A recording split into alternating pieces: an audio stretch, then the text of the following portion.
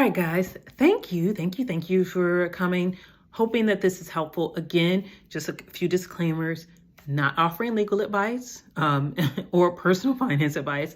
What I'm doing is giving explainers, going a little bit more in depth on the different student loan programs.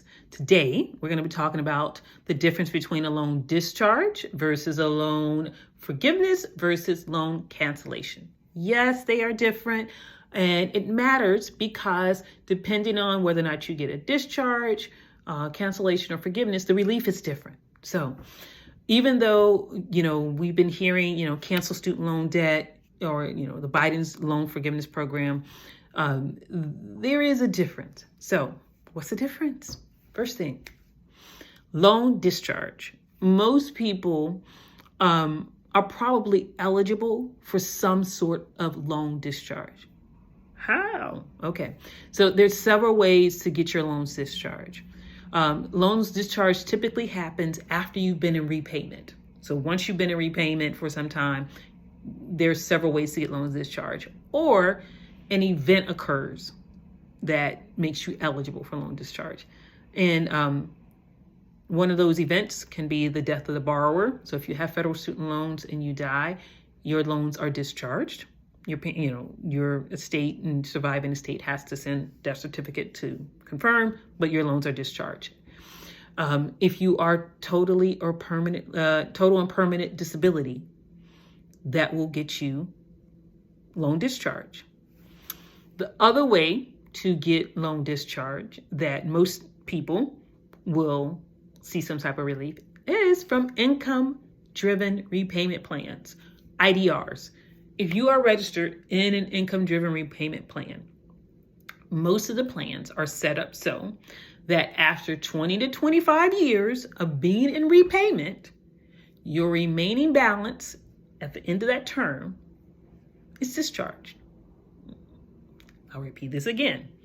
If you are in an income-driven repayment plan, you are eligible for a loan discharge after being in repayment for 20 to 25 years. Rhonda, why 20 to 25 years? Because depending on which IDR plan you're enrolled in, one says 20 years of repayments and you get loan discharge, the other says 25. Okay? Now, we talked about loan discharge. For loan discharge, you can get it death of the borrower, disability, and other way to get loan discharge, if you listen to the thing about for-profit schools, is closed school discharge or the borrower's defense discharge. So quite a few people who have attended these for-profit schools like ITT, DeVry, Corinthian, Westwood, the schools closed, borrowers were left with student loan debt, no degree, no transferable credits.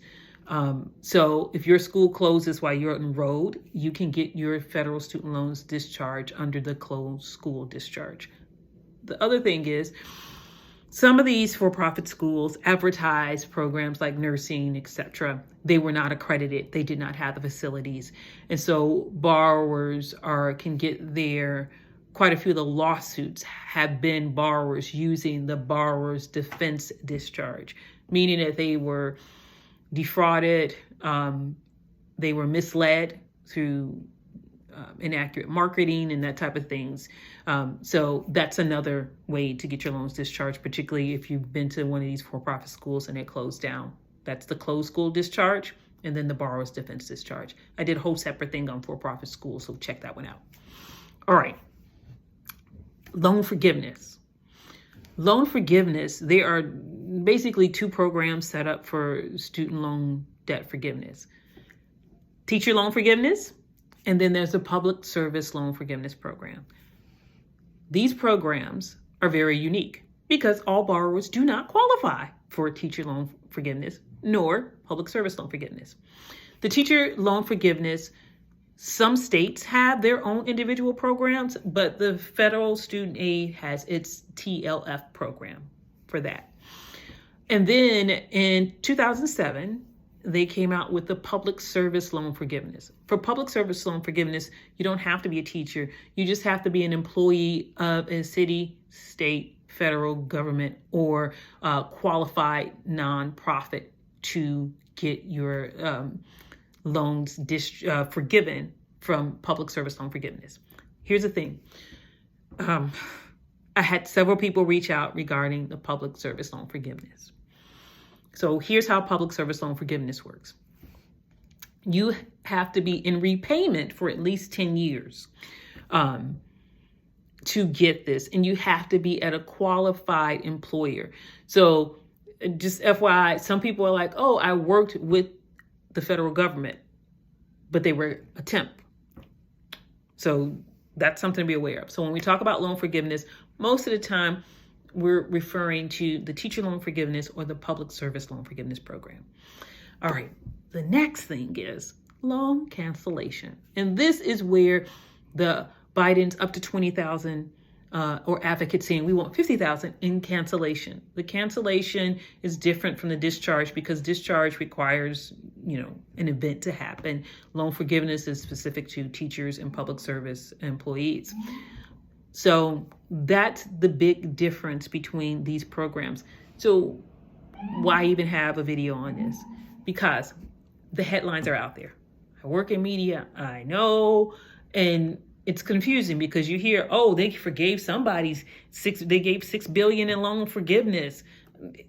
A lot of what's happening are loan discharges, and these loan discharges are in reference to the closed school discharge, the borrower defense discharge, the disability discharge, and also public service loan forgiveness. So when you hear these numbers, please do me a favor and read beyond the headline, go a little bit deeper, and then you can know whether or not you qualify. So like for these things, it says $6 billion discharged to over 1 million borrowers. Sometimes it's referencing certain schools like ITT or Westwood or Corinthian or something like that. Other times it is referencing, there was litigation called Sweet versus Cardona, where over 100 schools are part of that litigation. And so if you've been a student at any of those schools, then you would qualify for that discharge. Like I said, the point is to know what you're eligible for. So for people who have gone to some of those schools, you want to go, I have links and they'll be in the article, the company article. For those 100 schools, check out the Project on Predatory Student Lending. They spearheaded a bunch of those lawsuits, and they have a website with FAQs of like, are you a class member? Are you entitled to relief? What do you need to do to get that? Like I said, I've heard from people who've gone to ITT and they were like, I still don't have my loan discharge. What do I need to do? You need to reach out to those sources. And there are other agencies that do have that. I'm going to circle back for a minute for the public service loan forgiveness. The public service loan forgiveness is also available to military service members that don't qualify for other programs like the military college loan repayment program and stuff like that. So if you're in the military and you don't qualify for those loan forgiveness programs, you can be eligible for the public service loan forgiveness. And there are certain organizations that actually work for borrowers who are in public service to make sure they get loan forgiveness. There are advocacy groups, they are on the money, and I also have links for those, particularly when it comes to teachers. The American Federation of Teachers, they don't operate just on the teacher loan forgiveness because teachers are also eligible for the public service loan forgiveness. So they do great work in advocacy for the public service loan forgiveness program. All right, let's see. I want to make sure I try to keep these under, before we go. Total and permanent disability. So borrowers who have a total and permanent disability are eligible for loan discharge. If you are a military person and your disability is connected to the military service, you're eligible for loan discharge. So be sure to look into that. I do know, and I know some people are going to say it's been troublesome. There have been some hurdles to getting permanent disability loan discharge. The Education Department has announced that they are working on that, and they're trying to fix the bureaucracy and the paperwork pipeline. But that does not mean you give up You still apply, and I have links in the article. Use those resources.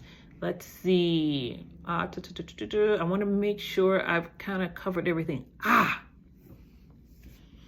So for people who are like, I'm not eligible for Biden's up to $20,000 in student loan forgiveness, that's okay. Remember, you can get your loans discharged through income-driven repayment plans.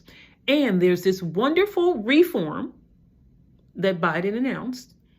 It's called the one-time IDR account adjustment.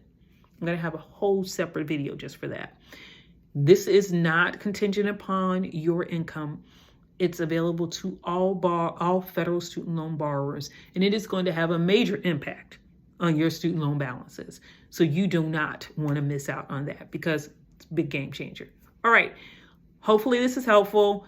I'm trying to be short, sweet, and to the point with these. And like I said, look at the articles. I'm going to post the articles. The articles are going to have hyperlinks for resources and advocacy groups that you can reach out to.